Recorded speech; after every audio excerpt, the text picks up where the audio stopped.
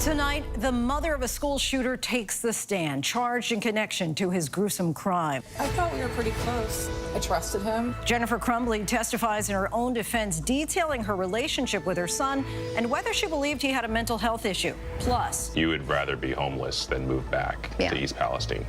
Some people might not feel the same, but I know what my body's telling me, and some people might not have that same effect, but I know that my body is saying, do not be here. It was one of the worst train derailments in modern American history. Now, 1 year later, the environmental and physical toll still lingers. ABC News Live goes inside East Palestine, Ohio. Good evening, everyone. I'm Lindsay Davis. Thanks so much for streaming with us. We're following those stories and much more, including on board a U.S. Navy destroyer while it patrols the eastern Mediterranean as the U.S. prepares to strike Iran-backed militants. Plus, for the first time since being hospitalized following prostate cancer surgery, Defense Secretary Lloyd Austin apologizes for not telling the president, his staff, or the public. And they are some of America's greatest black athletes, and they're opening up about their mental health struggles and how they found a path to healing. But we do begin with that gripping testimony at the trial of Jennifer Crumbley facing involuntary manslaughter for her son Ethan's deadly shooting at a Michigan school. The mother was brought to tears as a detective showed the jury disturbing evidence found in her son's backpack, including entries he made in his journal and his pleas for help. And she took the stand in her own defense, answering questions about her relationship with her son. Did she believe he had a mental health issue? And what about the gun she bought for him? She's the first parent of a school shooter to face charges. We'll look at the precedent this sets. But first, ABC's Trevor Ault is at the courthouse. Do you swear or affirm the testimony you're about to give is the truth, so help you God? I do. Tonight, unprecedented testimony from the first parent of a school shooter to face charges herself. That was the hardest thing I had to stomach, is that my child harmed and killed other people. I wish he would have killed us instead. Jennifer Crumbley taking the stand in her own defense, visibly nervous to the point of breaking out in hives, saying before her son murdered 4 of his classmates, she had no reason to believe he was dangerous. Of course, I look back after this all happened, and I've asked myself if I would have done anything differently, and I wouldn't have. Telling the jury why she frantically texted her son, "Don't do it," after the 2021 rampage at Oxford High School was over. So I was like, oh my gosh, he's a school shooter, he's going to kill himself. In the hours following the massacre, Crumbley's seen on video at the police station scrolling her phone. Today, explaining that demeanor, saying she was numb. I didn't really believe like everything was happening the way it was. It was surreal. My mind was in all different places. Crumbley testifies her son was lying when he texted his friend she laughed off his request for therapy. Did you ever believe that your son needed mental health treatment, therapy, counseling, anything? No. Did you ever deny him or say, no, I'm not going to take you to a mental health professional? Did he ever ask you? No. Her attorney asking, are you a failure as a parent? I don't think I'm a failure as a parent. The prosecution argues Jennifer Crumbley ignored crucial warning signs of her son's deteriorating mental health. Today, resting their case with these disturbing pages from his journal. How many reference the school shooting? Every single one. The shooter writing, "My parents don't listen to me." On the next page, "I have zero help for my mental problems, and it's causing me to shoot up the school." The word help in bold black letters. Seems quite evident he wanted help. Trevor Ault joins us now from outside the courthouse in Pontiac, Michigan. Trevor, what can we expect next in this case? Well, Jennifer Crumbley is going to remain on the stand, Lindsay, but now she's going to face what could be a very intense cross-examination before the defense then eventually rests their case. And remember, her husband, James Crumbley, is still awaiting a trial of his own. Today, Jennifer Crumbley testified that it was her husband's job to secure the gun that their son used in this shooting. Lindsay? Trevor Ault reporting for us from Michigan. Thanks so much, Trevor. Now we want to bring in Kimberly Whaley, a professor at the American University Washington College of Law. And Kim, let's get right to it. How precedent-setting is this case? Well, it's the first in the country, because remember, there's a difference here between just charging them with recklessly endangering their children or some kind of neglect and a crime. The Michigan prosecutors are essentially saying that this mother is responsible for the deaths of those 4 students, not just that she was negligent regarding her son. So it's a big leap here that prosecution is taking. And I think all eyes are on it, in part because we have such a crisis of gun violence in this country. And it doesn't seem like legislators are taking it very seriously. So now it's making its way into the courts. And why aren't we seeing as many gun manufacturers or distributors on trial in connection to school or mass shootings?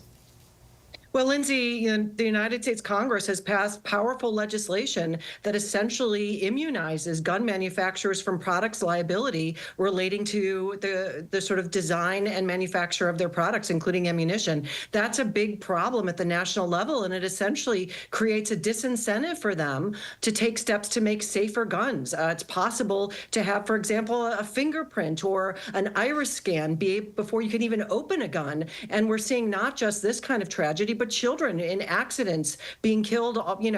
We see it every day, Lindsay, and there are ways that people who make these guns could actually make them safer, but there's just no incentive because we've got legislators who get money from gun lobbyists in the interim, in between the citizens and safety laws.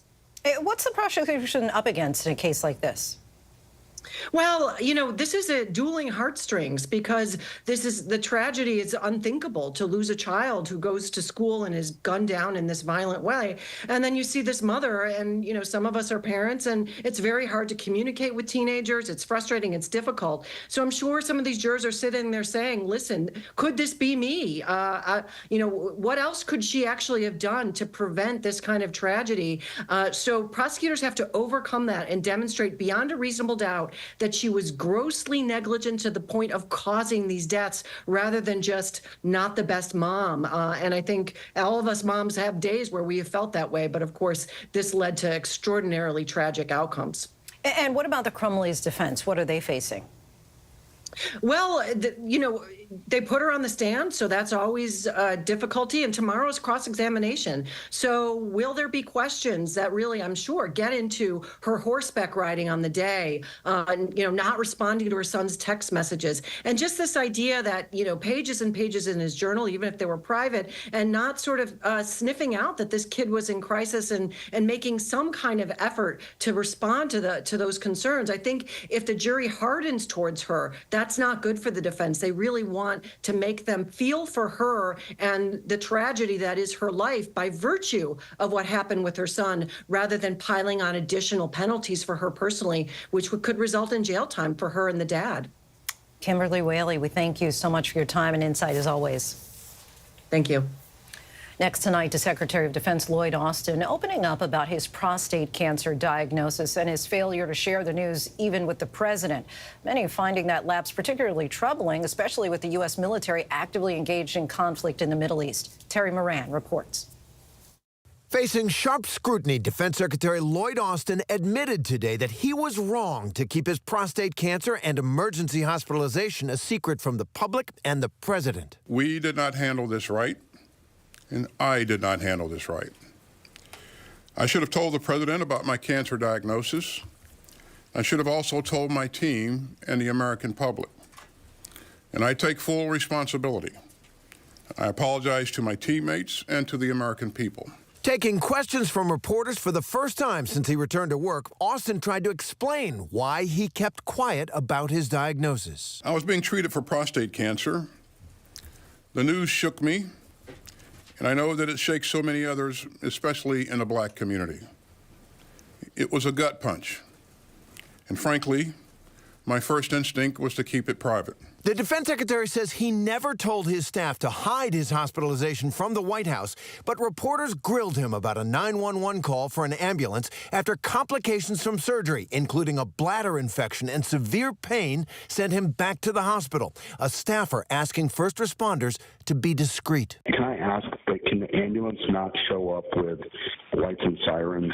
We're trying to remain a little subtle. I asked my assistant to call the ambulance, I did not direct him to do anything further than just call the ambulance. Austin says he's learned from his mistakes and he's apologized to the president. And he has responded with the grace and warm heart that anyone who knows President Biden would expect. And I'm grateful for his full confidence in me. And the defense secretary says he's now committed to getting the word out about the importance of prostate cancer screenings for men. So you can count on me to set a better example on this issue today and for the rest of my life. Terry Moran joins us now from Washington. Terry, will Secretary Austin's press conference close the book on this chapter?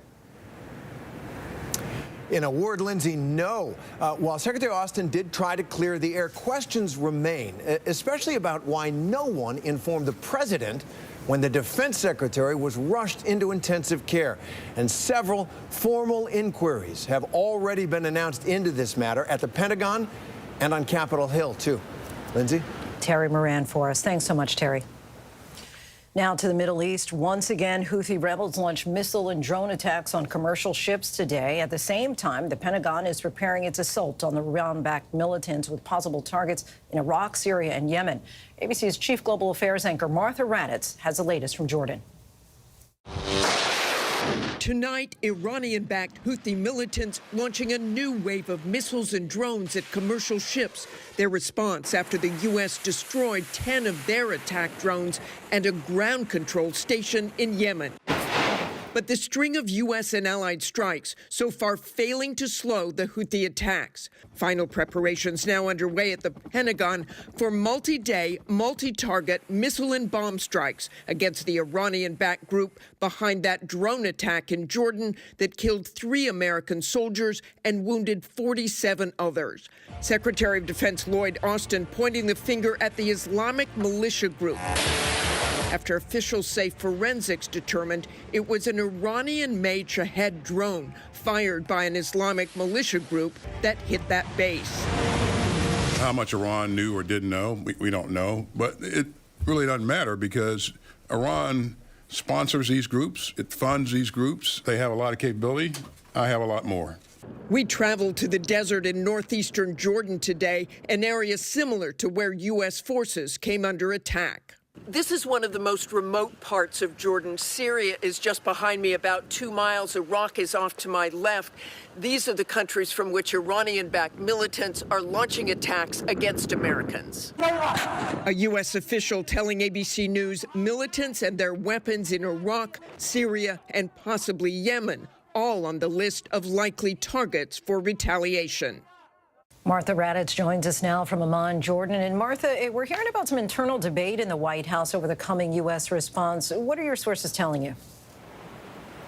Lindsay, a senior U.S. official telling me tonight that Pentagon officials believe that the scope of these strikes will send an unmistakable message to the militant groups to stop their attacks on U.S. forces. But others, fearing the retaliatory strikes will trigger the exact kind of escalation the administration is trying to avoid. But the strikes will go ahead, and we have learned tonight that some of the militants are already evacuating their facilities. Lindsay?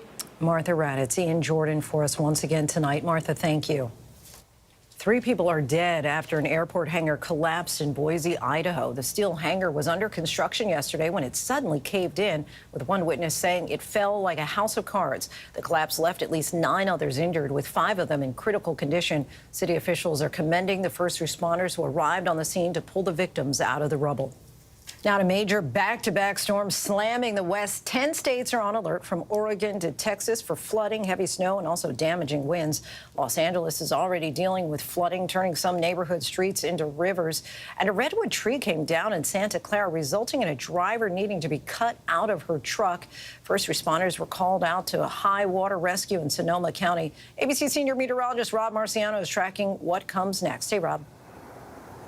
Hi, Lindsay. Yeah, this storm in the southwest now is going to go coast to coast, but it's also priming the pump for the next storm coming in on Sunday that looks to be even bigger. All right, it's a mess right now across much of California. Flood watches are still up, winter storm warnings. That's for this storm. They'll be reposted for the next one, and a pretty serious plume of moisture heading through Southern California right now into Arizona, New Mexico. Significant snows in the mountains, but we do need that, and an explosion of convection Saturday and Sunday from Houston down I-10 through New Orleans, and eventually Sunday afternoon afternoon into Atlanta and much of Florida with heavy rain there. That's right when the next storm is coming in to central and northern California, likely some wind as well. And by Monday morning, especially during the rush hour, Santa Barbara, Ventura, and much of Los Angeles will see heavy rain, likely some flooding. Because look at these numbers. Yeah, 2 to 5 feet of snow, sure, but 5 to 10 inches of rainfall in Southern California and Central California.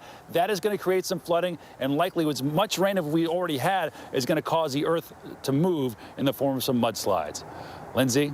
All right, Rob Marciano for us. Our thanks to you, Rob. The European Union agreed on a deal to send a $54 billion support package to Ukraine. All 27 nations of the EU approved the measure, despite weeks of threats from Hungary to veto the plan. With the war in Ukraine approaching its second year now, the deal is meant to support Ukraine's economy and pay for rebuilding rather than for fighting off Russia. The European Council president said the agreement shows the EU's determination to support Ukraine's future and its freedom.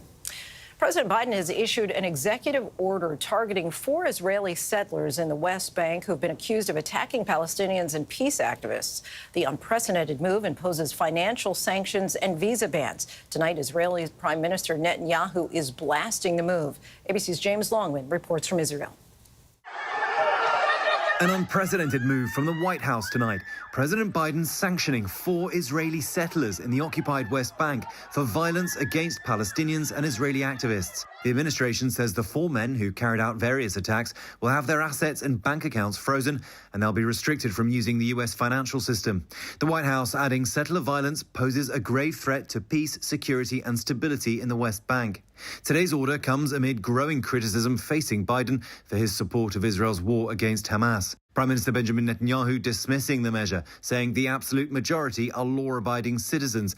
But this may be just the beginning. The government of Israel that is on the ground, that we have been very clear needs to do more to arrest extremist settlers engaged in violence and prosecute extremist settlers engaged in violence. The West Bank is land the Palestinians envisage for a future state, but some 500,000 Jewish settlers now live there, as well as some 200,000 in East Jerusalem, contravening international law.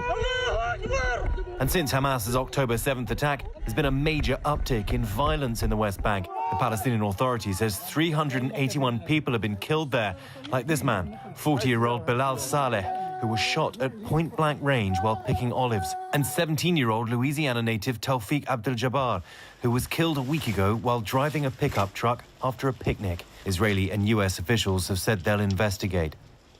James Longman joins us now from Tel Aviv. James, we've been asking the same question for days now. Any word of a hostage deal in the works? Well, today, Lindsay, we heard from the Qataris that Hamas had received the proposal and that they'd received it positively, but they hadn't given a formal response yet. On the Israeli side, we know the War Cabinet, they've been meeting night after night. They've been looking at it, but we know that Netanyahu is against some of Hamas's key demands, one of them being the IDF completely withdrawing from Gaza. So we'll have to wait and see the next few, perhaps, days. There could be a breakthrough. In the meantime, you've been watching the storm go behind me. This has been like this for night after night, day after day here in Israel. Everyone hoping this clears and a deal is done. Lindsay? Quite a rumbling there. James Longman for us. Our thanks to you. Nearly 140 people have fallen ill during a 3-week cruise aboard the Queen Victoria. The cruise ship left from Fort Lauderdale last week with more than 1,800 passengers on board. Now 123 passengers and 16 crew members say they're suffering from a gastrointestinal illness. The cruise line says those who have gotten sick are isolating themselves. The ship is on its way to San Francisco and then will cruise on to Honolulu. And we still have much more to get to here on Prime tonight. Following a deadly drone attack that killed 3 American soldiers, we get special access to the destroyer that could be part of a U.S. plan for retaliation.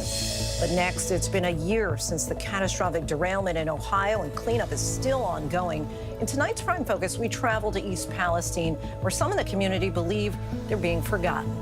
Rashing, numbness and tingling in your mouth, ear pain, blood in your ears, hair loss. And these are all symptoms you say you didn't have before that derailment. Yeah, I was never sick. Whenever news breaks, We are here in Israel, a nation at war after that brutal surprise attack by Hamas. On the ground in Ukraine, Reporting from Lewiston, Maine. The scene of a horrific mass shooting. ABC News Live is right there everywhere. From the scene of that deadly missile strike in Dnipro, Ukraine. Reporting from the earthquake in Turkey. In Rolling Fork, this tornado tore through this little town. From the most devastating disaster in Hawaii. From Charleston, South Carolina, on the 2024 campaign trail. In Iceland. Let's go. Traveling with the president in Mexico City. Wherever the story. From the front lines. From southern Israel. Outside the Gaza Strip. In Beirut. From the FBI. Reporting from the nurses on the picket line. Here at 10 Downing Street in London. Streaming live to you. Wherever the story is. Wherever the story is. Wherever the story is, we're going to take you there. You're streaming ABC News Live. ABC News Live. You're streaming ABC News Live. ABC News Live. Streaming free everywhere. America's #1 streaming news. First thing in the morning. There's a lot going on. Yet another avalanche warning that's up. To catch you up with what happened overnight. A dangerous ice storm is impacting the morning commute. What's happening today? Escalating tensions in the Middle East. What people are talking about. The migrant crisis. Fast, straightforward. With some fun in between. How does billionaire sound? Sounds good to me. The moose started chasing a dog. First thing in the morning. America This Morning. America's #1 early morning news. On ABC News Live. All right, here we go. You ready? Let's do it. Yes, it's the show America wants and America needs right now. This is What Would You Do? Let's go. How are you? Yes. So what will you be watching Saturdays on ABC News Live? What would you do? Hey, I guess I just found out. The What Would You Do Marathon, 2 to 6 Eastern, every Saturday on ABC News Live. My favorite show. Welcome back, everyone. Residents in East Palestine, Ohio, are now marking 1 year since that catastrophic derailment changed life as they knew it forever. While the cleanup there continues, the frustration over the initial response remains. In tonight's Prime Focus, our Alex Berche traveled back to East Palestine to hear the stories of a community urging us all to not forget what happened there. It's been 1 year since one of the worst train derailments in modern American history. What caused it? Train derailment. A state of emergency in Ohio after a train derailment and massive fires. 50 train cars derailed northwest of Pittsburgh, Pennsylvania, some of them carrying vinyl chloride. It's still a very volatile situation. Long-term exposure to the chemical can lead to chronic liver and kidney problems. Those in the red area are facing grave danger of death. I've had massive headaches since it started. I want to reassure Pennsylvanians that the process is proceeding as planned. Basically a mushroom cloud. There's really no other way to describe it. We are recommending that people in the community consider using bottled water. If I was there right now, I would drink it. Yesterday, we didn't have the test result. Watch this. Just see that chemical. My grandbabies, that's why I bought this property, so they could play in the creek and have a good time. But I ain't putting them in it this year. You see this wall of flames all over here. I mean, what's going through your mind? Just panic. My son, I needed to get him out. I needed to make him safe, get my animals. The flames just completely surrounded us.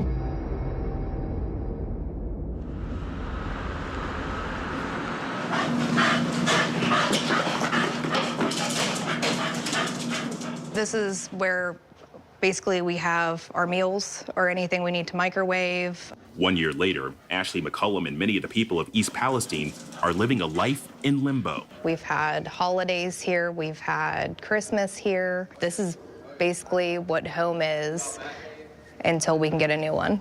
Ashley, her boyfriend, her son Zane, and their 2 dogs have been living out of this Best Western a couple of towns over in a hotel room paid for by Norfolk Southern. How's that adjustment been? It's been difficult. You never have privacy. Her son's bed doubles as a play space, his stuffed animals stacked with his pillows. If he wants privacy, sometimes he'll even put a blanket over here and make like a little fort. But her stay here may soon come to an end. Norfolk Southern is ending payments to her hotel on February 9th, and she says going back to East Palestine is not an option. You would rather be homeless than move back to East Palestine? Some people might not feel the same, but I know what my body's telling me, and some people might not have that same effect, but I know that my body is saying, do not be here. Displacement is only one of the symptoms this family has endured since last year's derailment. The toxic cloud that came from it, causing health effects Ashley says she and her family didn't have before. Rashing, numbness and tingling in your mouth, ear pain, blood in your ears, hair loss. And these are all symptoms you say you didn't have before that derailment. Yeah, I was never sick. And they're not the only ones. I had headaches, metallic taste in my mouth, burning, watering eyes, tingling lips. I had muscle pain in my legs that was so intense. Lori O'Connell lives just over the border in Pennsylvania, 3 miles from the derailment site.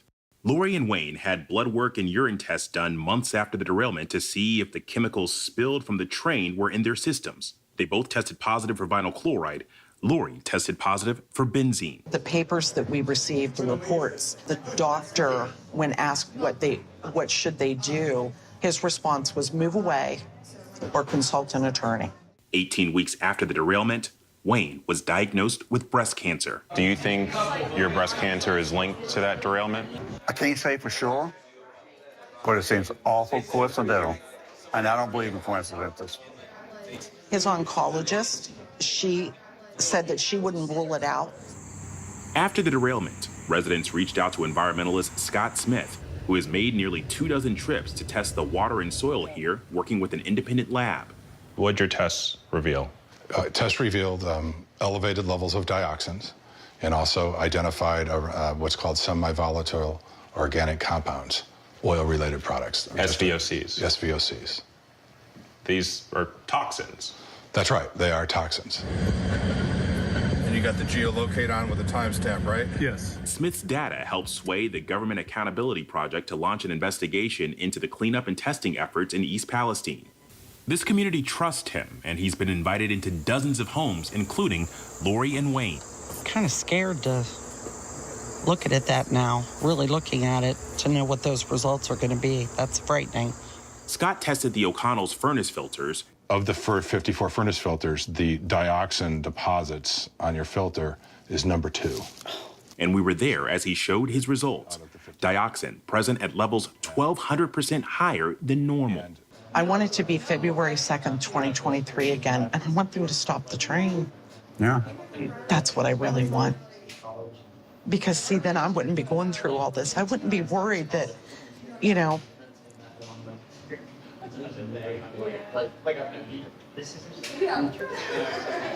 Is my husband going to be okay? My daughter? My grandkids? The rail company says it has cleaned up more than 176,000 tons of solid waste and roughly 43 million gallons of wastewater. And it says it has invested some $103 million into the region, including millions in direct relief, and insists it is safe for residents. You've seen the testing that's been done by Norfolk Southern alongside with the EPA. You feel confident that this area is safe? I very much feel confident this area is safe. We asked the EPA about Scott's results. I've reviewed some of his data. His data does have serious quality control problems based on the limited amount of data that I've looked at. The EPA has challenged your testing methods. What do you say to these accusations? I will offer again, as I have offered, to do side-by-side testing with the EPA, Norfolk Southern, any contractor. After collecting more than 45,000 samples, the EPA writing in January, while there is no evidence to suggest that additional contamination is present in areas other than those which are currently being addressed at the derailment site, we want to be sure. Norfolk Southern and the EPA have begun the confirmation sampling phase of their cleanup, a final double check. This derailment site could be back to normal by late summer, but the agency admits cleanup hasn't been a perfect process. What we want to do is look at how we can better communicate the risks and exposures that are happening, even though we're well below our health established limits. For residents here, they say there will never be a normal again. The hope is what happened here in East Palestine will be a lesson for us all. It can happen to me. It can happen to you. Like, it will happen.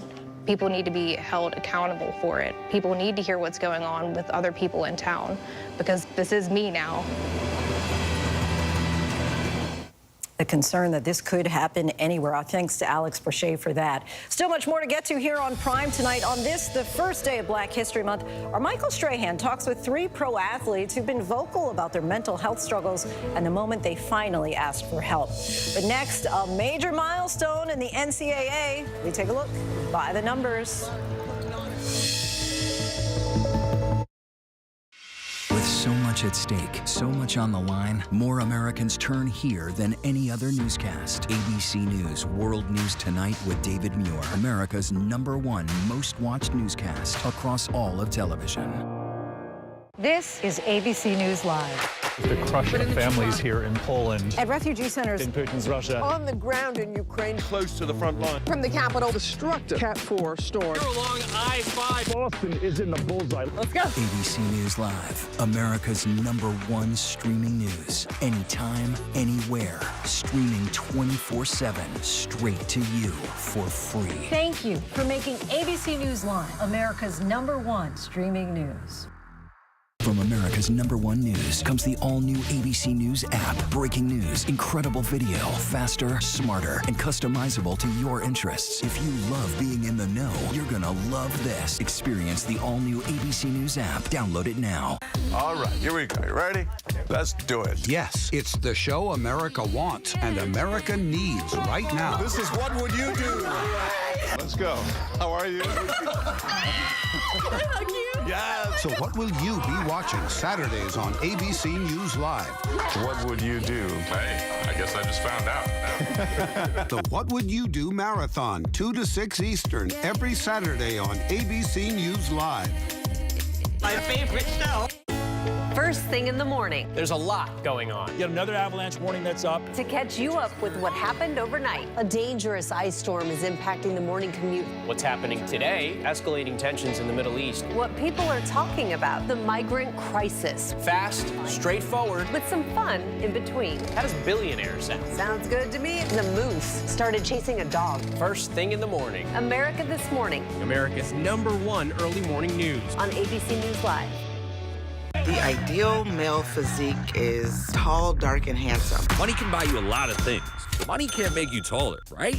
We're bringing you behind the scenes of the newest cosmetic surgery. I feel fat. As a man, it's like, man, I wish I was taller. We see men who are taller as the alpha. I went from 5'9". Right now, with shoes, I'm 6'1". Everybody's freaked out by it on the basis of what it's called, leg lengthening.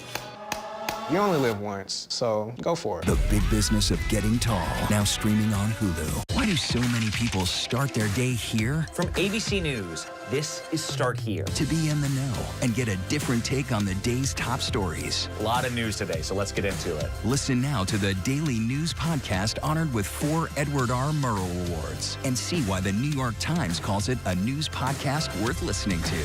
Start Here, ABC News. Make it your daily first listen. Now, that's a part of the story I bet you didn't see coming. Wherever you get your podcasts, Start Here. It's lunchtime in America, so what are we serving up? Well, how about everything you need to know? You know, that sounds pretty good.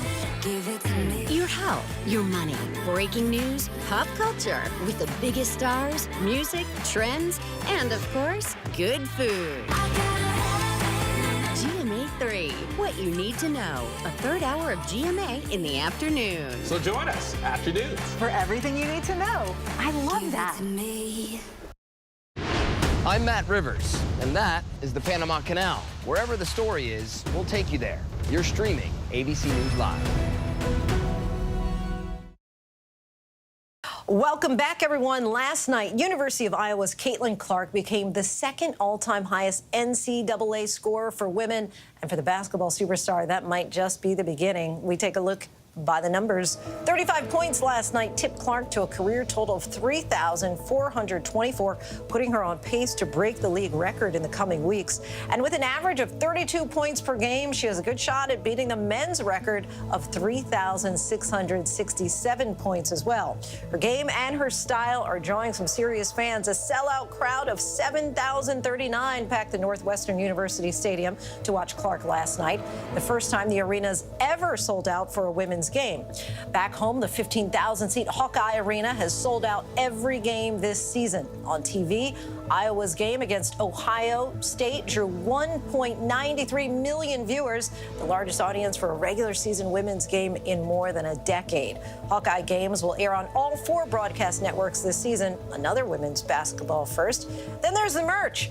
Her trading card recently went for $78,000, shattering the record for a women's basketball card, and second only to Serena Williams after years in the pros.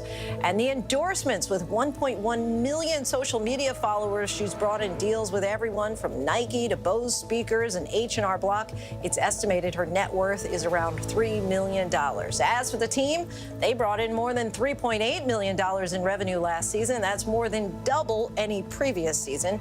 They're calling it Caitlin-onomics. And we can only watch and wonder to see what the 22-year-old college senior will do next. Here's to the woman being called the most famous college athlete around. And we still have much more ahead here on Prime tonight. How a ticketed passenger at LAX ended up running down the tarmac dangerously close to a plane. And even the Super Bowl isn't above inflation. What your watch party will cost you this year.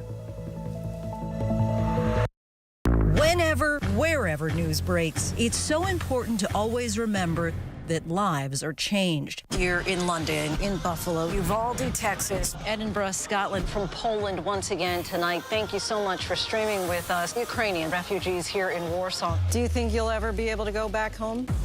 We're heading to a small community outside of Mexico City. Splintered houses and splintered lives, and the magnitude of the devastation. You're streaming ABC News Live. Reporting from Rolling Fork, Mississippi, Santa Fe, New Mexico, Raleigh, North Carolina, the U.S. Capitol, Mayfield, Kentucky, Minneapolis, Mexico, Tongass National Forest, Alaska.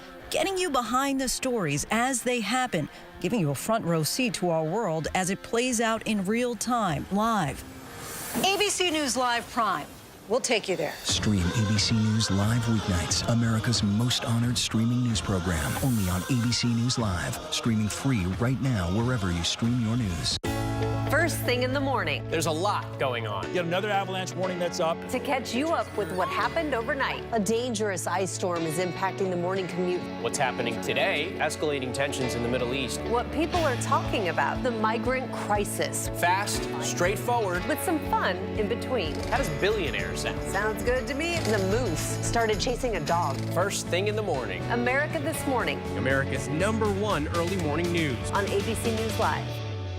This is ABC News Live. The crush of families here in Poland. At refugee centers In Putin's Russia. On the ground in Ukraine. Close to the front line. From the capital, destructive Cat 4 storm. You're along I-5. Boston is in the bullseye. Let's go. ABC News Live, America's #1 streaming news. Anytime, anywhere. Streaming 24/7, straight to you for free. Thank you for making ABC News Live America's #1 streaming news. Whenever, wherever news breaks, it's so important to always remember that lives are changed. Here in London, in Buffalo, Uvalde, Texas, Edinburgh, Scotland. Reporting from Rolling Fork, Mississippi, Ukrainian refugees here in Warsaw. We're heading to a small community outside of Mexico City. Getting you behind the stories as they happen. ABC News Live Prime. We'll take you there. Stream ABC News Live weeknights wherever you stream your news. Only on ABC News Live. Get ready, America, every Friday. The hottest trends, styles, and must-have. What's the right stuff to buy right now? I really love that. It's time to buy the right stuff. Yes. And save big time, too. The right stuff. Fridays on GMA. You're going to love it. Why do so many people start their day here? From ABC News, this is Start Here. To be in the know and get a different take on the day's top stories. Start Here. Now, that's a part of the story I bet you didn't see coming. Make it your daily first listen, wherever you get your podcasts. All right, here we go. You ready? Let's do it. Yes, it's the show America wants and America needs right now. This is What Would You Do? Let's go. How are you? Yes. So what will you be watching Saturdays on ABC News Live? What would you do? Hey, I guess I just found out. The What Would You Do Marathon, 2 to 6 Eastern, every Saturday on ABC News Live. My favorite show. A travel warning for yet another Caribbean island. A passenger runs wild on the tarmac, and the new song from the Piano Man. These stories and much more in tonight's Rundown.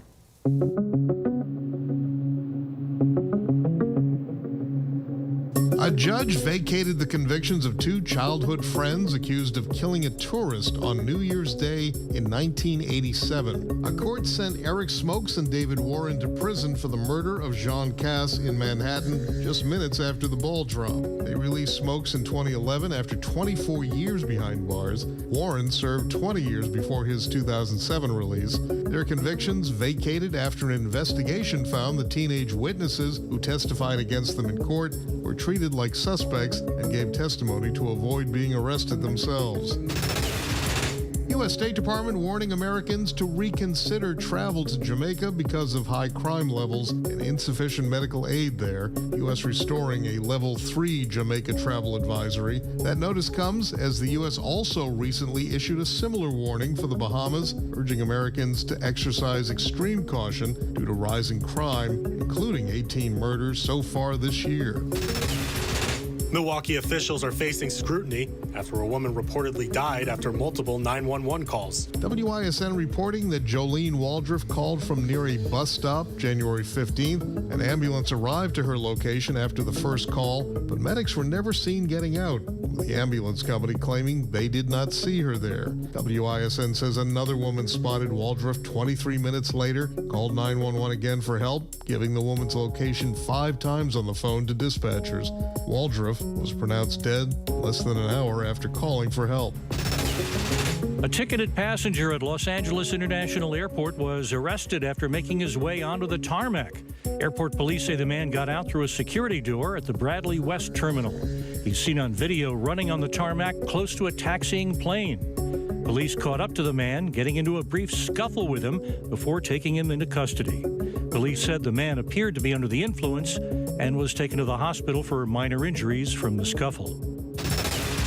The Super Bowl is approaching, which means millions are planning for parties, with inflation presenting another challenge. If you're hosting this year, the cost of food is up slightly by 1% from last year. If you're headed out to watch the game, you're going to pay a little bit more because the food at the bars and restaurants jumped by 5.2%. At the end of the day, Americans are still playing defense against food inflation this year, but overall inflation continues to cool. The Fed is likely done with those aggressive interest rate hikes and a signal they actually may lower rates later this year. I'm late, but I'm here right now. After the longest time, Billy Joel has released new music again. The man famous for hits like Piano Man put out Turn the Lights Back On today, his first new single in 17 years.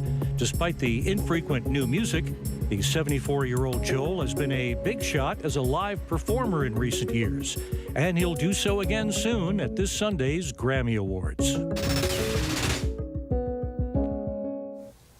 Tonight, while the country awaits the U.S. response to a deadly drone attack that killed 3 American soldiers in Jordan, a U.S. official tells ABC News that the Pentagon is planning multiple assaults over multiple days targeting Iran-backed militants, mostly in Syria. Meanwhile, the U.S. Navy is ready at sea, patrolling the eastern Mediterranean. Our Maggie Ruley got special access to go on board a destroyer to see how it all works.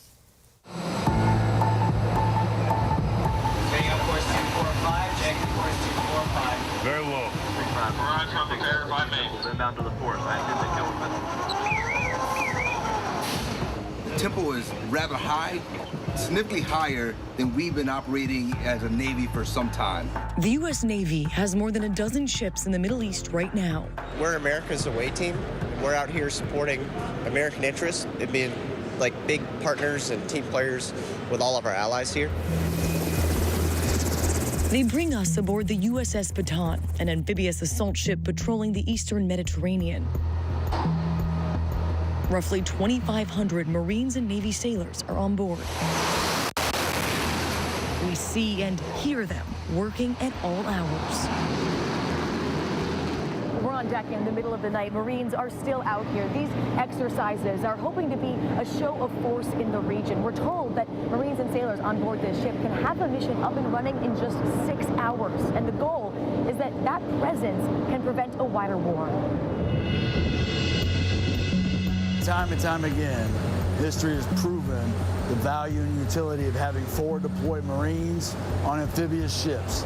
The Bataan had been in the Red Sea before being sent here, just 500 miles off the coast of Israel, capable of mass evacuations and able to get thousands of Marines on the ground if needed. It's a gargantuan task, and one we were able to see up close. The well deck, a massive hold that takes up a third of the ship, can flood in just 20 minutes. With the back of the ship open, we sail out of the Bataan on a landing craft utility, an LCU. We keep hearing about those unique capabilities of this ship and the Marines and Navy sailors on board, and this is what they mean. This is the LCU. It's the craft that they use when they leave the USS Bataan, and it's how they get thousands of Marines and their equipment from the ship to shore. Traveling alongside the Bataan, another major deterrent in the region, a U.S. Navy destroyer. We're in the air heading between the USS Bataan and the USS Arleigh, the Navy's destroyer here in the region. Arriving on deck, we witness the sheer power this destroyer has on board. This destroyer is nearly identical to the one the Navy has right now in the Red Sea. On board, you can see they have torpedoes, they have Harpoon missiles, and underneath this launch pad, they have Tomahawks ready to launch at a moment's notice.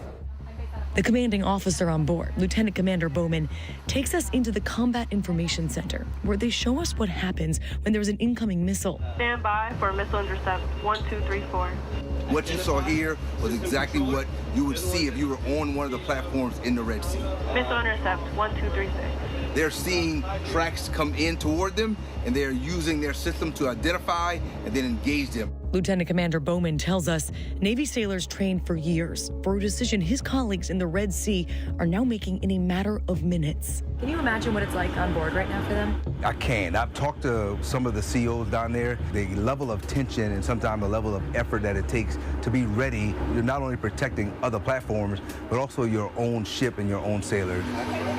He says he and his sailors are in the Eastern Mediterranean for a very deliberate reason. Our presence is to defend and deter any continued aggression in the Israel-Hamas war. We don't want any non-state actors to become a part of that, whether it be Hezbollah or the Houthis. We're here to ensure it doesn't escalate into a larger crisis or a larger war. Is deterrence working in this war? Deterrence does work. And sometimes it's not a zero-sum game, but it minimizes the overall impact by reminding our allies and partners that we're here to support them.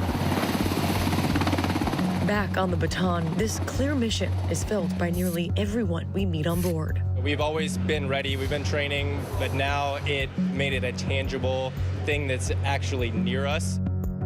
These Marines and sailors have already been at sea for more than 6 months and are likely to have it extended for a second time, an indefinite leave to match uncertain times. Our thanks to Maggie. So much uncertainty. It's been years since Walmart opened a new store as the retailer's focus turned to online sales, but now it's making a multi-billion-dollar investment in new locations across the country, betting that brick and mortar is a big part of the future of shopping. Our Elizabeth Schulze sat down with the Walmart CEO. A major expansion by Walmart, the world's biggest retailer, announcing it will open 150 locations in the U.S. in the next 5 years. The first time it will add new stores since 2021. It's really about providing flexibility for the consumer. Walmart U.S. CEO John Furner telling GMA the move reflects a new era of shopping, where customers first shop online and then order or pick up from stores near them. What we know is being close to the customer is helpful not only to the customer, but it's also helpful for us in terms of delivery. So some of this is having an actual almost distribution center where people can get deliveries if they put an order online on Walmart's app or on Walmart.com. Yeah, it really is. Walmart also making a big investment in its workforce, awarding store managers higher pay and stock grants that could bring their salaries to $400,000 a year. It just makes sense that given the size business, they're managing supercenters like I did 25 years ago, and they're managing an e-commerce business. The retailer says artificial intelligence is already shaping its day-to-day operations, like by keeping track of how much inventory is left and where it is in the store. Is there a risk that that AI might replace some of those jobs altogether? You know, over time, we believe that we'll have more jobs than we do today as we continue to grow. Now, the jobs will change. So we see this as a way to improve productivity, but more importantly, to help associates upskill, learn new skills, and perform at a different level. It hopes AI will benefit customers too, helping you search for terms like football watch party on its site, instead of individual items like chips, plates, or decorations to put in your cart. If you haven't tried it, try the new search tool and just say, what do I need for a Super Bowl party? And I think you'll have a lot of fun. Our thanks to Elizabeth Schulze. It is Black History Month, and tonight we're taking a look at mental health in the Black community. Our Michael Strahan sat down with 3 pro athletes who've been vocal about their struggles to discuss the moment they finally asked for help and how we can change the narrative about mental health in the community. A small gathering of some of America's greatest Black athletes competing at the highest level, but underneath it all, privately struggling with their mental health. I'm learning how to live a new life in this new pain, in this journey of grief that's like a roller coaster. What a play back at the 13-yard line by Solomon Thomas. In 2018, New York Jets defensive lineman Solomon Thomas had just finished his rookie year. Shortly after, his sister Ella died by suicide. That's when he says his mental health struggles began. I grew up the mentality, hey, be a man, be tough, push through it. After my sister died, I had all these emotions and feelings I had never felt before, like deep depression, deep guilt. For Olympian track and field athlete Anna Cockrell. Wow, Anna Cockrell went blowing by. It was her 3rd year of college when she began to struggle. A lot of the typical depression symptoms that you hear about just didn't apply to me. I was doing all the things you're supposed to do and still felt terrible. And for 3-time NBA All-Star Towns, no hesitation, swish! Timberwolves center Karl Anthony Towns, it was after losing multiple family members, including his beloved mother to COVID-19, that his world came to a standstill. It was the first time, in a way, the world was silent. And in that silence, I realized that in this whole process, I never took time to take care of myself, and I got to a point where I had to start realizing I was deteriorating. Their struggles as unique as their paths to healing. My college coach pulled me into her office and she was like, what is going on? You're smiling and there's no light behind your eyes. Someone else recognized it before you really wanted to acknowledge it. Absolutely. And I just broke down. And she called one of the therapists that day and was like, when is your earliest appointment? Anna's gonna come in. For me, my general manager, John Lynch, came up to me and said, hey, Solly, we have help for you if you need. And it was that night that I went home and I faced myself in the mirror. And from that, I started going to therapy. I know, Carl, you did it what some people probably call it unconventional way. You didn't go to therapy. No. If it wasn't for Arnie, he was the head of the medical department. We've had a close connection. He's known me for so long. He knew my mother. He would talk about 2 hours a day and I just tell him how I feel. Tell him the mental struggles I'm going through, the thoughts I'm having, and I felt very comfortable in having those tough conversations with someone that was familiar to me. There are many barriers to having these tough conversations in the Black community. Among them, stigma, access, high cost, and shame. Statistics show that only 1 in 3 Black adults with mental illness obtain treatment. How did your teammates react? How did your family react? I kind of told them after the fact, but once I started going and started feeling better, that's what opened the door to the conversation because there's a noticeable difference. Therapy is great when you're in the crisis, but I found the most benefit from it when I was going consistently because sometimes you need to get to the root of the problem and not just treat the symptoms. I think at first my parents, they just didn't quite understand. I think there was a lot of struggle for them of thinking, what did we do wrong? Did we make a mistake? And having to reassure them. Almost like a new era because, I didn't have parents who were going to be into therapy. It was like, if you're feeling that way, you suck it up and you get through it. You figure it out. Old school route. Yeah. And not that they didn't care about our feelings, they didn't want to hear our feelings. They didn't know how to handle it themselves. Absolutely. Therapy saved my life. For me, my mom really encouraged me to go to therapy. And I was really resistant, I was reluctant. Your goal is to always be the best you that you can ever be. That's why therapy is so important, because it helped me find out who I was.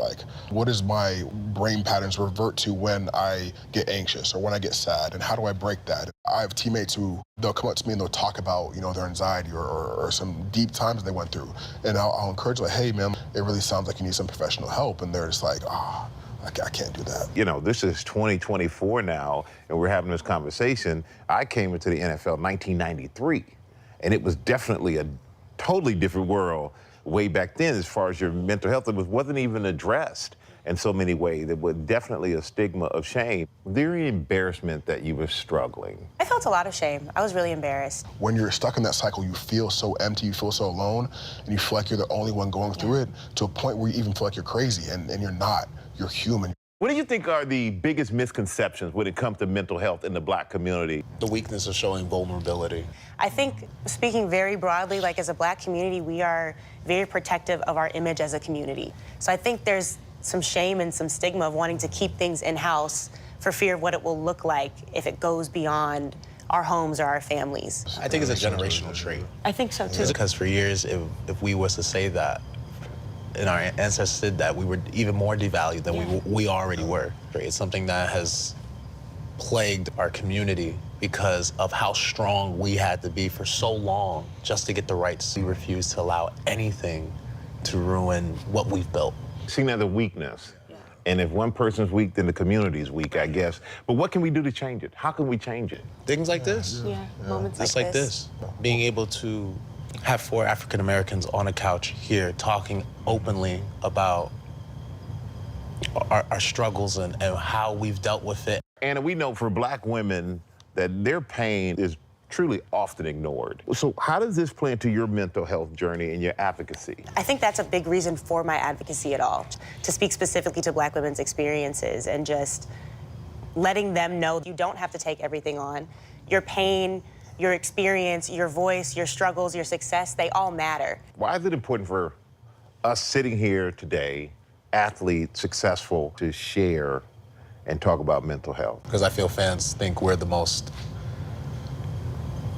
got it together people in the world and got absolutely no problems. For me, I believe like having these conversations and pushing this message out is so important because there are so many people out there struggling. So if we can have this conversation, have people see that they're not the only ones feeling like this, these conversations can save these lives. I would say as I got older, you just realize that self-care truly is the biggest gift you could give yourself. In a way, it's the cheapest, most expensive gift you could be ever gifted.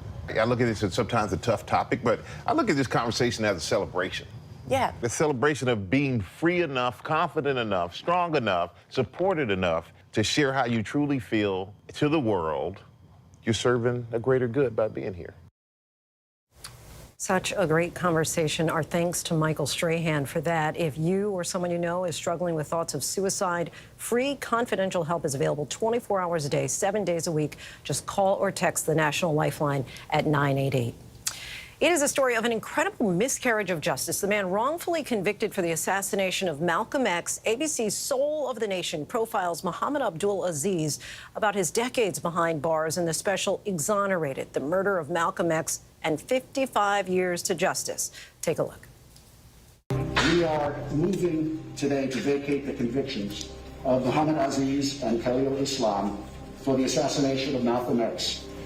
Finally, it was time for the judge to speak, and all of our hearts stopped. Based on the record that has been made today, the joint motion is hereby granted.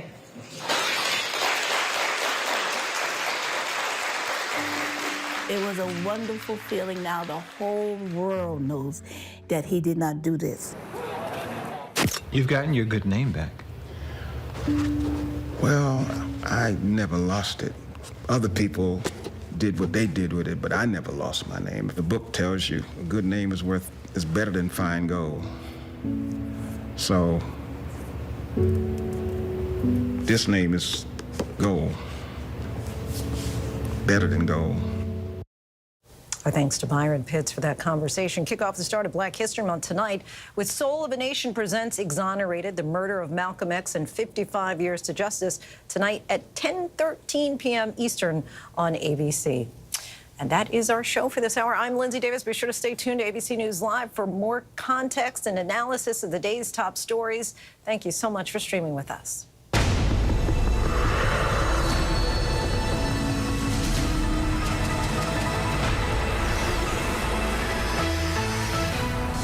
Coming Coming up in the next hour, the troubling incident in New York City. Police officers on the job assaulted. And what's driving a new exodus of people from Haiti? Why do so many people start their day here? From ABC News, this is Start Here. To be in the know and get a different take on the day's top stories. Start here. Now, that's a part of the story I bet you didn't see coming. Make it your daily first listen, wherever you get your podcasts. From America's #1 news comes the all-new ABC News app. Breaking news, incredible video, faster, smarter, and customizable to your interests. If you love being in the know, you're gonna love this. Experience the all-new ABC News app. Download it now. It's lunchtime in America, so what are we serving up? Well, how about everything you need to know? You know, that sounds pretty good. Give it to me. Your health, your money, breaking news, pop culture, with the biggest stars, music, trends, and of course, good food. GMA 3, what you need to know. A third hour of GMA in the afternoon. So join us, afternoons. For everything you need to know. I love that.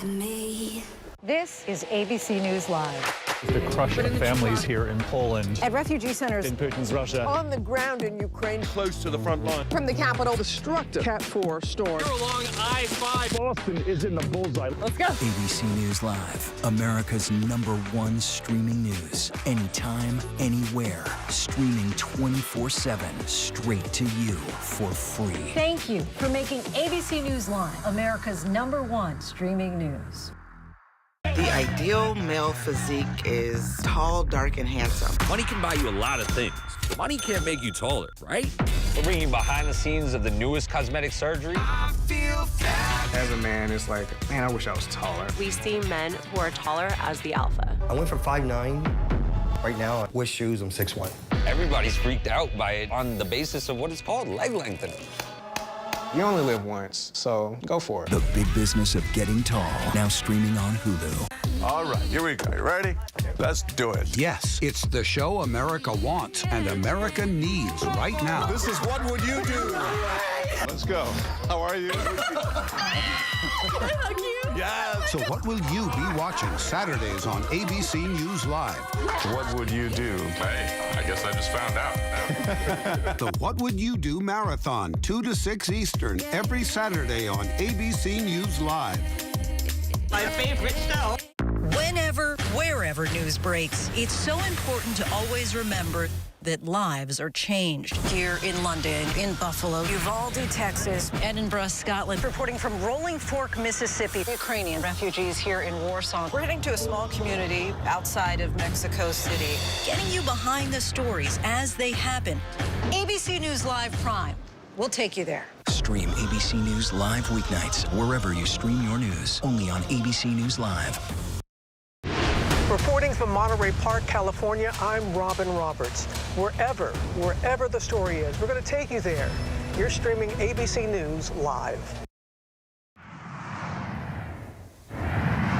Good evening, everyone. This is ABC News Live Prime. I'm Lindsay Davis. We begin tonight with that gripping testimony at the trial of Jennifer Crumbley facing involuntary manslaughter for her son Ethan's deadly shooting at a Michigan school. The mother was brought to tears as a detective showed the jury disturbing evidence found in her son's backpack, including entries he made in his journal and his pleas for help. Then she took the stand in her own defense, answering questions about her relationship with her son. Did she believe he had a mental health issue? And what about the gun she bought for him? ABC's Trevor Ault is at the courthouse. Do you swear or affirm the testimony you're about to give is the truth, so help you God? I do. Tonight, unprecedented testimony from the first parent of a school shooter to face charges herself. That was the hardest thing I had to stomach, is that my child harmed and killed other people. I wish he would have killed us instead. Jennifer Crumbley taking the stand in her own defense, visibly nervous to the point of breaking out in hives, saying before her son murdered 4 of his classmates, she had no reason to believe he was dangerous. Of course, I look back after this all happened, and I've asked myself if I would have done anything differently, and I wouldn't have. Telling the jury why she frantically texted her son, "Don't do it," after the 2021 rampage at Oxford High School was over. So I was like, oh my gosh, he's a school shooter. He's going to kill himself. In the hours following the massacre, Crumbley seen on video at the police station scrolling her phone. Today, explaining that demeanor, saying she was numb. I didn't really believe like everything was happening the way it was. It was surreal. My mind was in all different places. Crumbley testifies her son was lying when he texted his friend she laughed off his request for therapy. Did you ever believe that your son needed mental health treatment, therapy, counseling, anything? No. Did you ever deny him or say, no, I'm not going to take you to a mental health professional? Did he ever ask you? No. Her attorney asking, are you a failure as a parent? I don't think I'm a failure as a parent. The prosecution argues Jennifer Crumbley ignored crucial warning signs of her son's deteriorating mental health, today resting their case with these disturbing pages from his journal. How many reference the school shooting? Every single one. The shooter writing, "My parents don't listen to me." On the next page, "I have zero help for my mental problems, and it's causing me to shoot up the school." The word help in bold black letters. Our thanks to Trevor Ault. Next tonight, Secretary of Defense Lloyd Austin opening up about his prostate cancer diagnosis and his failure to share the news even with the president. Many finding that lapse particularly troubling with the U.S. military actively engaged in conflict in the Middle East. Terry Moran reports.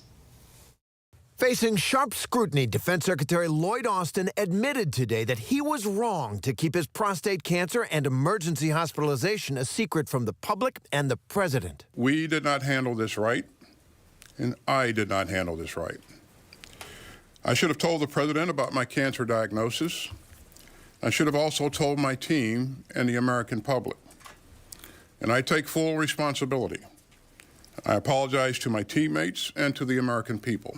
Taking questions from reporters for the first time since he returned to work, Austin tried to explain why he kept quiet about his diagnosis. I was being treated for prostate cancer.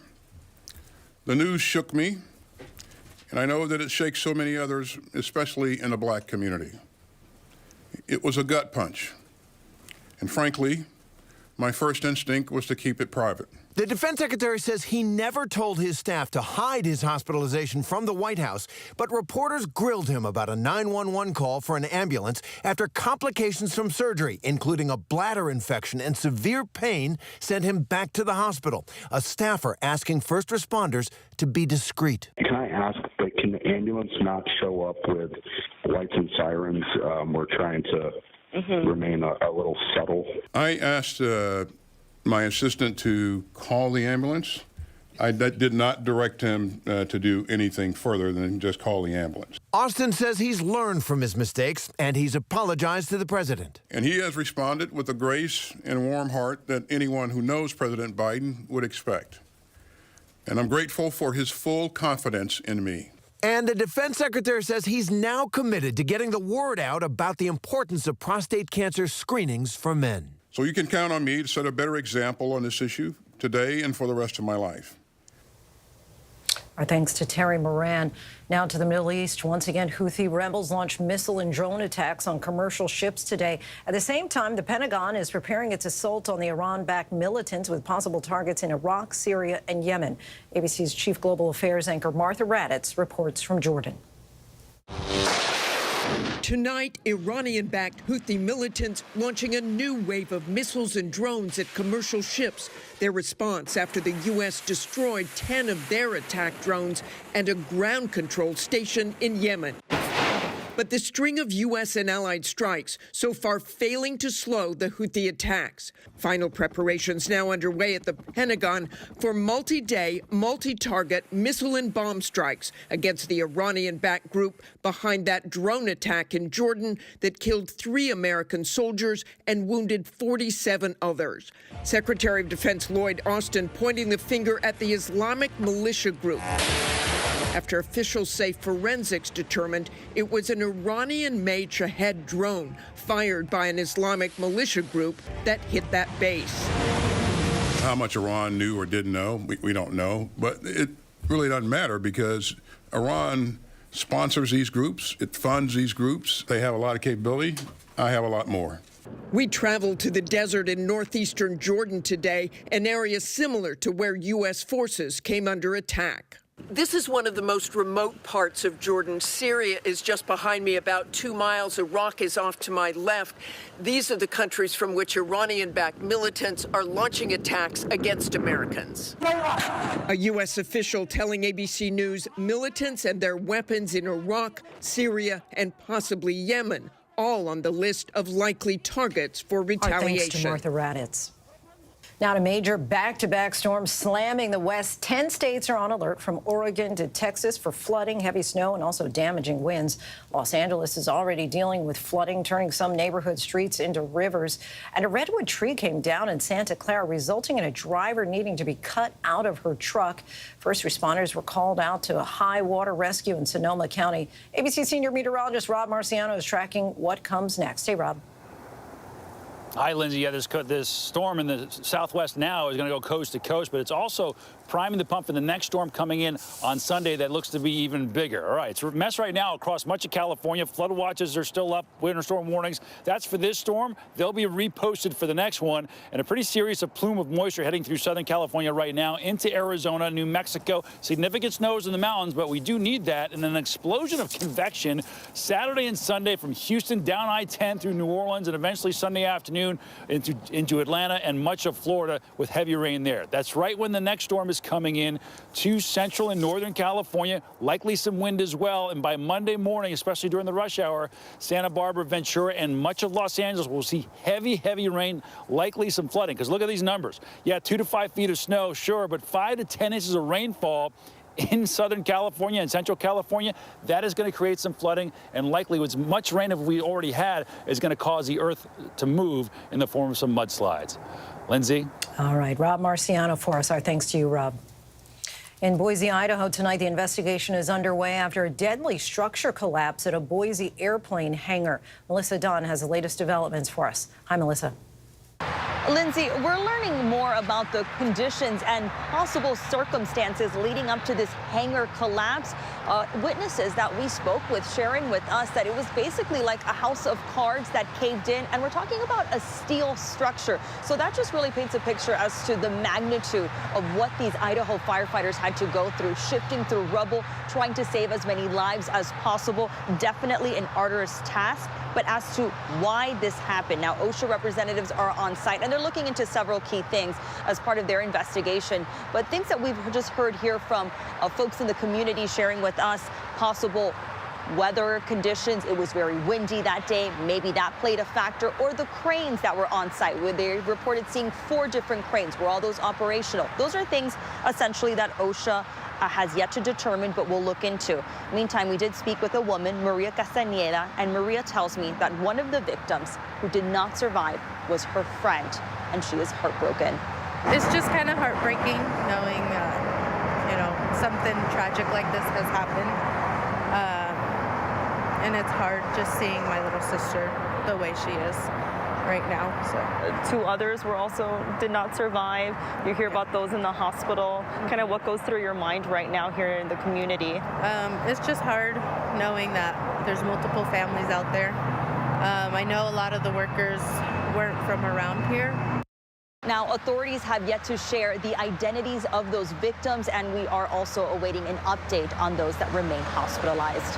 Lindsay? Just a heart-wrenching story there, Melissa. Thank you. Now to an investigation here in New York City after police say 2 of its officers were beaten and robbed. Police say this video shows the attack near Times Square. At least 7 were arrested and more are still being sought, but investigators fear they may have left the state. Police say it started when officers tried to break up a disorderly crowd. ABC senior investigative correspondent Aaron Katersky has the details. Tonight, authorities are investigating whether 4 suspects facing charges in this disturbing attack on 2 NYPD officers hopped a bus to California after they were released without bail. The assault occurring outside a migrant shelter near Times Square. You have 8 people attacking a lieutenant and a cop, running up to them, trying to kick him in the face and kick him in the face.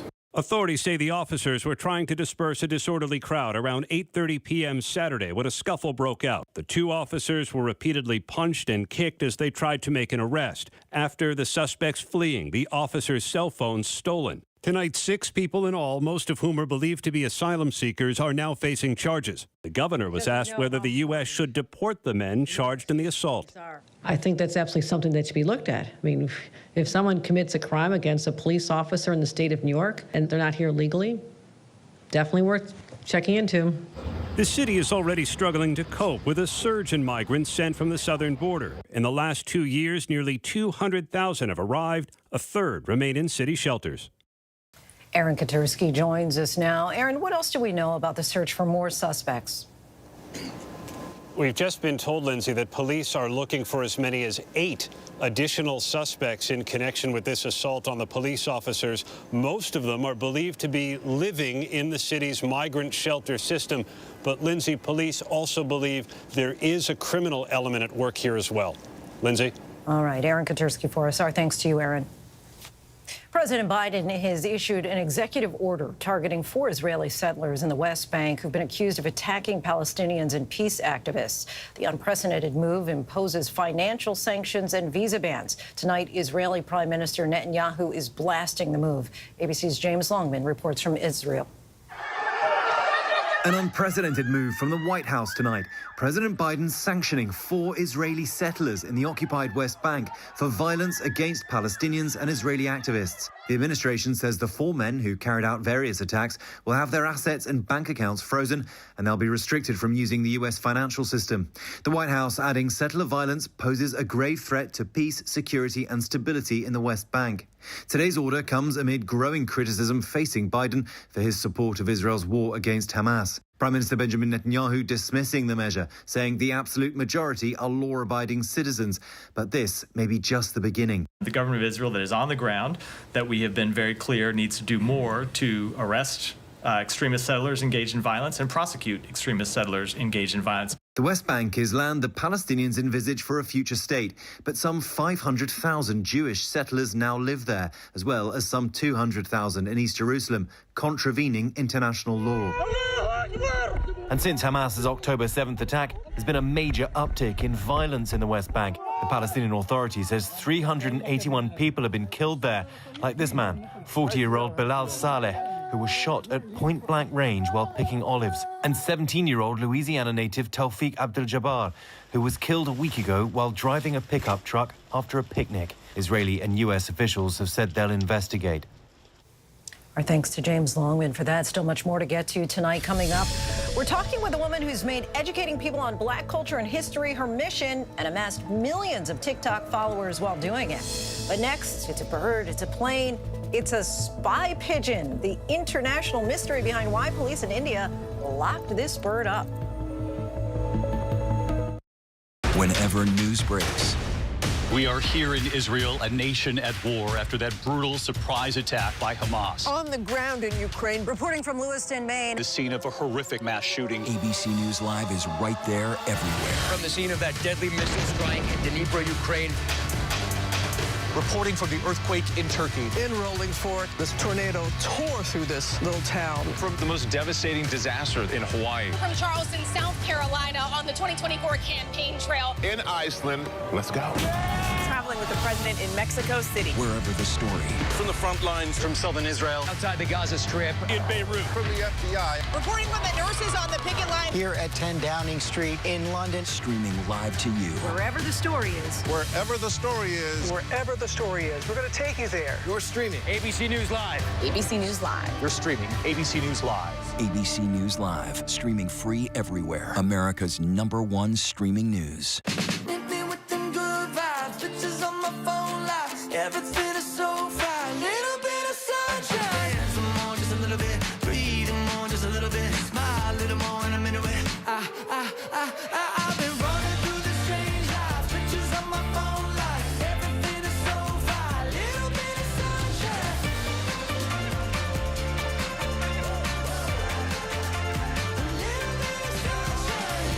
Good morning, America. All right, here we go. You ready?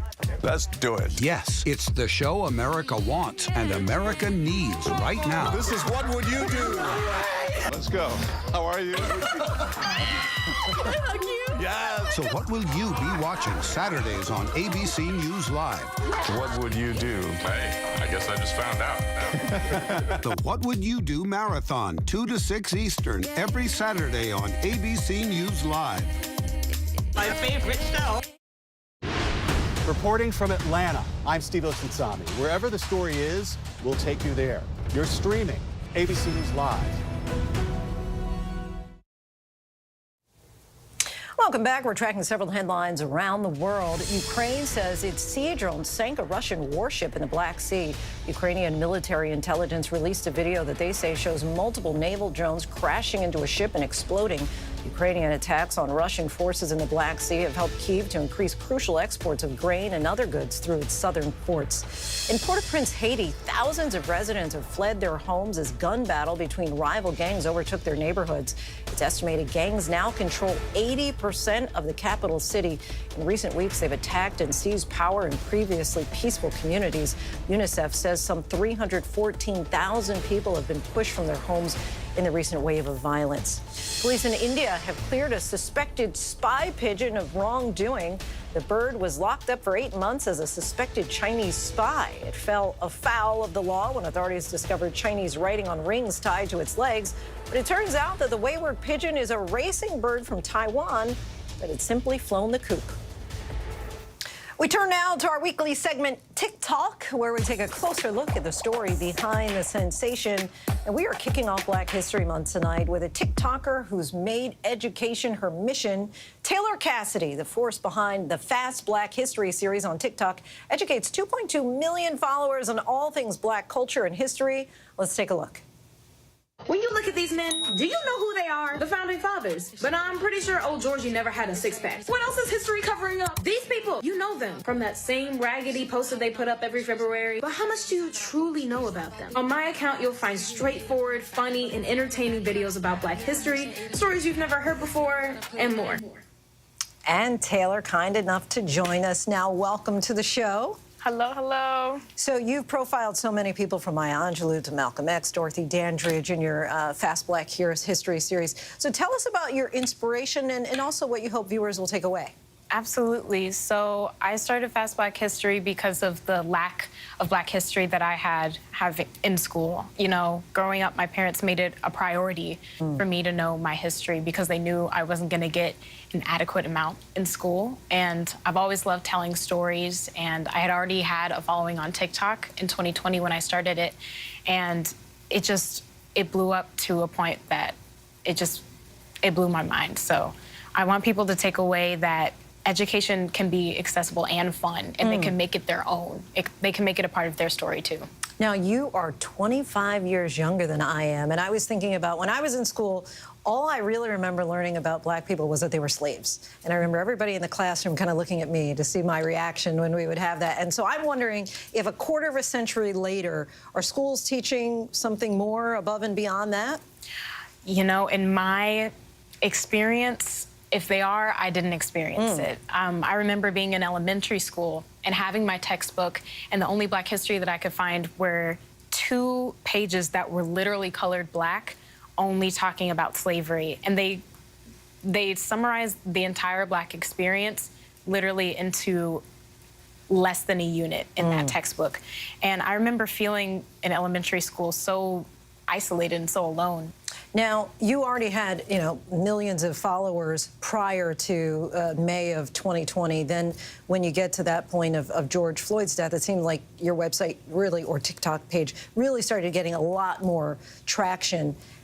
Did you take on a different hat? Would you say you put on a different hat at that point, feeling like people were coming to you seeking education in a way maybe that they hadn't experienced before? Absolutely, especially during the summer of 2020. I was only 17 years old, and this surge in people were coming to me looking for the history, looking for the education that suddenly they felt like they had an obligation to learn. And there were many moments where I had to take a step back and understand that while I was presenting this education, I was presenting what I knew. It wasn't my sole responsibility to fill the lack that I didn't create. But I was happy to do it anyway because it was a passion that I still have to this day. I still think it's so important. It's something that brings me joy to see people learn more. So 2020, your name TikTok's top 10 voices. Then 2021, Teen Vogue names you 21 under 21. What's next? How do you plan on expanding your platform from here? My goodness, it's Black History Month. I have more Fast Black History videos coming out this month. I'm on TikTok Radio, where I'll be sharing more Black history figures and facts. So you can tune into that, and you can keep following me and educate yourself as well. And you're a Nick News correspondent as well. What do you have planned? I mean, I can't believe you're only 21. What's next? My goodness, Nick News has been an amazing experience for me. I've been able to, experience and learn about stories all over the country and be able to report on them. I want to use the platform that I have to keep creating change and keep educating people, not just about Black history, but about all kinds of issues. Who are some of the people that you're going to be profiling this month? Well. I am profiling more facts about Frederick Douglass that people haven't known. I'm profiling Joyce Bennett, who was a singer and a dancer in the 1960s, and you'll have to tune in to find out the rest. Okay, we will do that. And thank you for really taking this burden upon your shoulders of educating people in a way that maybe they wouldn't go in another place. They wouldn't find it somewhere else, and they're coming to you on TikTok. So really great, the enrichment that's going on TikTok. And you can check out Taylor on TikTok at Taylor Cassidy J for on-the-fly Black history lessons. And still to come, they've done nearly everything together their entire lives, and now they're about to embark on a major milestone at the same time. Why do so many people start their day here? From ABC News, this is Start Here. To be in the know and get a different take on the day's top stories. A lot of news today, so let's get into it. Listen now to the Daily News Podcast honored with 4 Edward R. Murrow Awards and see why the New York Times calls it a news podcast worth listening to. Start Here, ABC News. Make it your daily first listen. Now, that's a part of the story I bet you didn't see coming. Wherever you get your podcasts, Start Here. With so much at stake, so much on the line, more Americans turn here than any other newscast. ABC News World News Tonight with David Muir, America's #1 most watched newscast across all of television. From America's #1 news comes the all-new ABC News app. Breaking news, incredible video, faster, smarter, and customizable to your interests. If you love being in the know, you're gonna love this. Experience the all-new ABC News app. Download it now. All right, here we go. You ready? Let's do it. Yes, it's the show America wants and America needs right now. This is What Would You Do? Let's go. How are you? How cute. Yes. So what will you be watching Saturdays on ABC News Live? What would you do? Hey, I guess I just found out. The What Would You Do Marathon, 2 to 6 Eastern, every Saturday on ABC News Live. My favorite show. Brothers, best friends, and postmen. After growing up together, 2 men in eastern Pennsylvania are now marking a milestone, retiring from the same post office in Bryn Mawr, Pennsylvania together after 40 years of work. We bring you their story thanks to our Philadelphia partner station, WPVI, in tonight's Local Lowdown. It's kind of surreal. I can literally remember the first day I started. First day my brother started. I picked him up and drove him in. It's hard to believe it's here after all that time. My name is Bob Ryday. My name is Bill Ryday. We're brothers. We work at the Bryn Mawr Post Office. One of the best there, man. We're gonna miss him. Great guy. I've been working here 40 and a half years, and Billy's been working here 39 years, 8 months. Good guy. We grew up in Southwest Philly in a small home, so you have no choice but to do things together. He sorts the mail. So without him sorting the mail, I can't do my job. We have had relatives You know, throughout the years, carriers that were brothers, brother-in-laws, or their sister-in-law worked here. Section 6. This is a little different that we got to retire the same day. And then we have the Right Day brothers, right? Bob, the old carrier. We have Billy. Billy has a slight hearing impairment, and he went on and proved them wrong every single day. And he's the hardest working clerk that I've seen. Did you have fun with the job? That fun. I made a good living out of this. It's a nice career path. You just have to have the mindset that you want to work. You going to miss it? Yep. When your last day? Today, sweetie. Really? Well, we don't live that far from each other, so we'll see each other a lot. Congratulations on their retirement. And that is our show for tonight. I'm Lindsay Davis. ABC News Live is here for you all night with the latest news, context, and analysis. You can always find us on Hulu, Roku, Pluto TV, the ABC News app, and, of course, on abcnews.com. The news never stops. Thanks so much for streaming with us. Have a great night.